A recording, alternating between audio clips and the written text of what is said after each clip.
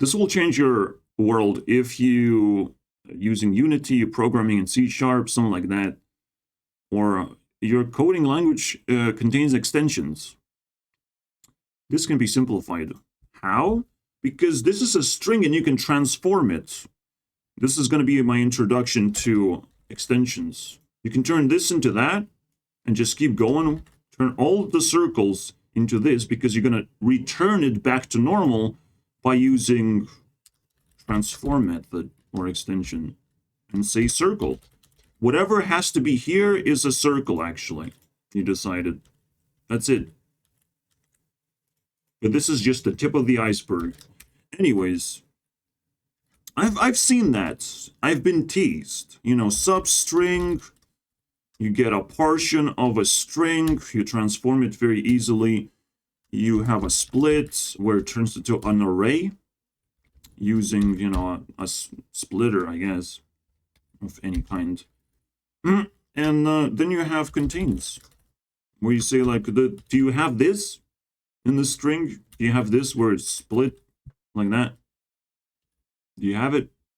Cool. I use this extensively, and it is on somewhere because ChatGPT whispered into my ear that this is actually available for everyone, and it's going to be across your entire code. The moment you make an extension, all code can use that extension. And I'm like, okay, this just changed everything. Everything is now simple for me.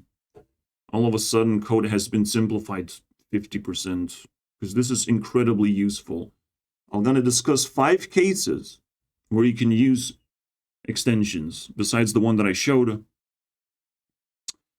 Random value, right? It goes from 0 to 1. You have to multiply, though. And you have to type in this. How can we simplify? You can just say, you know, you can create a function.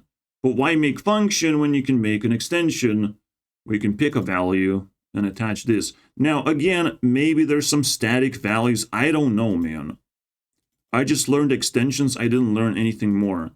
Like, oh, if you just type in random and there's a static value. Shut the fuck up, okay? I want to turn everything into extensions now. All right? So this just can be randomized. Cool. Good job. Very simple instead of typing random value and multiplying of all things. So evil. Next, what we can do is parse. The way parse looks now in Unity, by default, it looks like this. This is horrifying to me. Now, we turn it into something like this. We take a string and change it, transform it into an integer. That's it. It's just simple as that. And you don't have to type int. And if you want to transform it to float, press an F. Or just do the same thing. I don't know. I don't care. But you have to like differentiate between float and int of what do you want to return. So it is relevant, I would say. I'm not sure how you do that with the same name, but yeah, that's a little bit of a trick. And this one is obsolete because I needed a static value. Now everything is static. It's across the entire code everywhere. It just works. Next, number 3, color coding. Anything can be anything. So let me just zoom in, right? Basically, I changed the way the colors work because I don't like hex code. Hex code is for losers. This is how it looks like. It's a bunch of F's, basically. Or you can say, oh, this is 10, 11, 12, 13, 14, 15. Yeah, go away, basically. How about percentages? Right, it's 20%, 20%. If this is 8, this is 80%. So, like, can be simplified to, like, this can be simplified to a 2-2, basically. Simple and efficient. And then you just type in code. meaning that this string has to turn into some kind of color. Technically, I emphasize the code part, not the color parts, which is probably bad, because I used to use this, where I do the color and then turn it into code, but apparently you don't need to do that either. We just code, because you have a string blah. Or you can type like color, I guess, I don't know. Would make more sense. Case number 4. What is that? Well, I use the color code, but let's ignore that. I need to pick a color. There's 5 colors and 4 conditions. If I fail all the conditions, I have a default color. If I succeed with this condition, I get this. This condition gets me this, and it keeps layering down. This looks like ass. All right? How can we simplify? We have extensions. This is very complicated to simplify, right? Nuh-uh. You have the values. You have the bools. You just choose. You know? Yes, arrays also work. This array chooses what to spit out using this array. All right, so if this is true, then it spits out this. If this is false and this is true, it spits out this. If everything is false, it gives me a default value, which is the bonus value of the array. Right, so there's 4 conditions and 5 values. That's it. Simplified. Oh, you want 2 lines. So it does look simple. How about this? And I can simplify this too because it's a stupid array that can be used with an extension, right? Turn into array, just like that. Put some dots in there, and this will turn into array pretty smoothly. And it's already mind-blowing of like, wow, I've been using this ugly thing and been constructing it carefully and learning how to construct it, and it's like, it's brain damage at this point. Now, keeping track of this, which one aligns to what, is pretty complicated. There's probably a more cleaner version of this, but I appreciate the way it is. It's fine. And case number 5. The final boss, my friends. And it's going to take a little bit of time to understand what's going on. But this turns into that. How?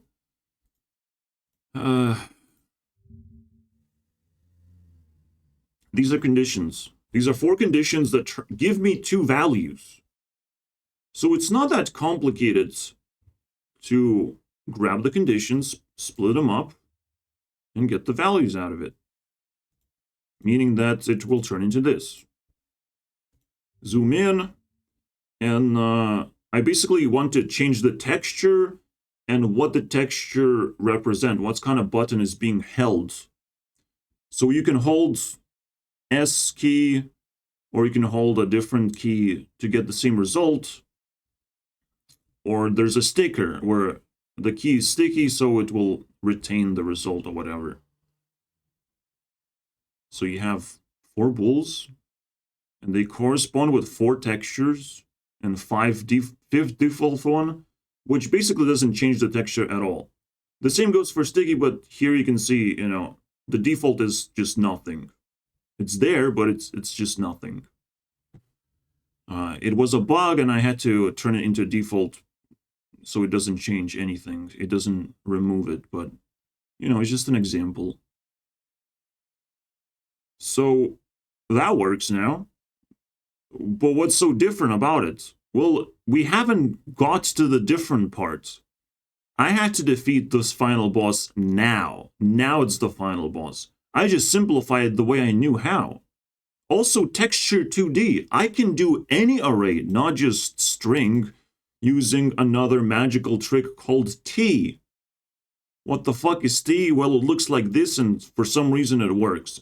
I have no idea how to explain it, but it basically turns anything into anything. So you can use game object arrays, you can use, I don't know, integer arrays, anything.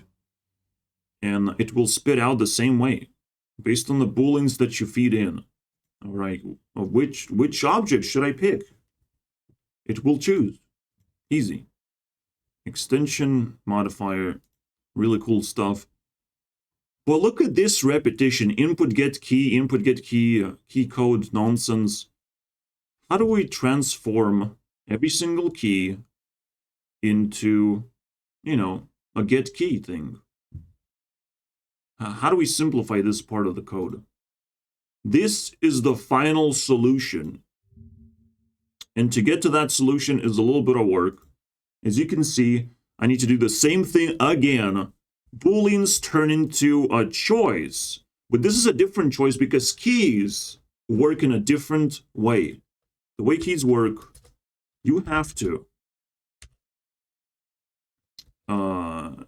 understand that if you're holding two keys at once, S, D, and W is being held all at once, that means it will always choose S. And if you want to register D, you're just not going to do it because it prioritizes S. I chose S, guys. So it's not choice that's required. You have to combine all of these together with separators on both sides and say contains. Does it contain the key?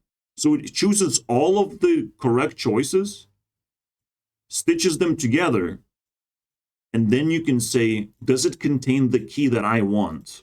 So if I'm holding D and S and W, it will find the D, it will find the S.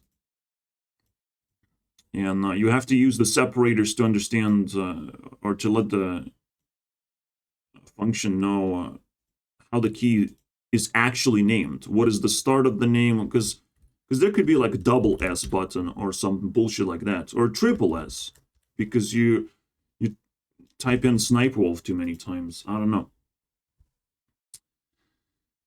All right, that's it.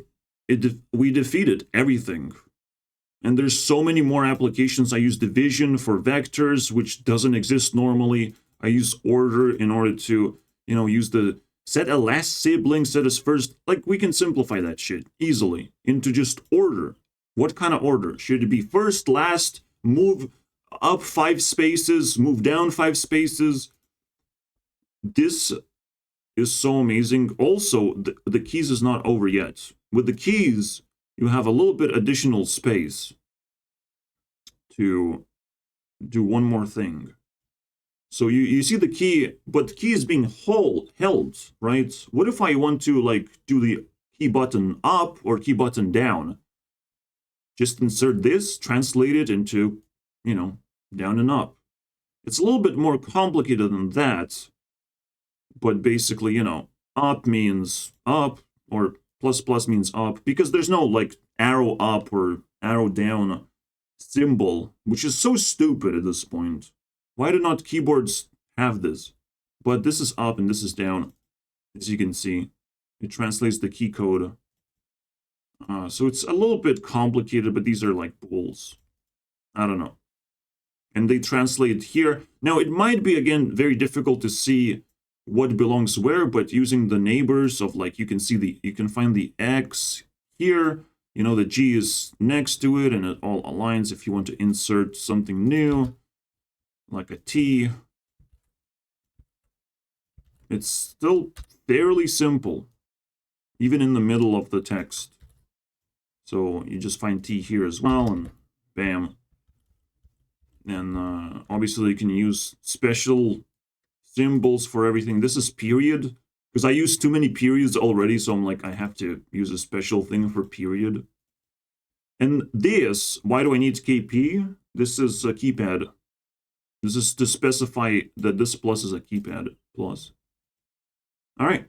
Thank you guys for watching. Hope it changed your life, because holy fucking shit, man. I just discovered and I'm fighting evil creatures now all of a sudden. This is how interesting programming can be. And holy shit, my life is simple now. Oh my god. Bye.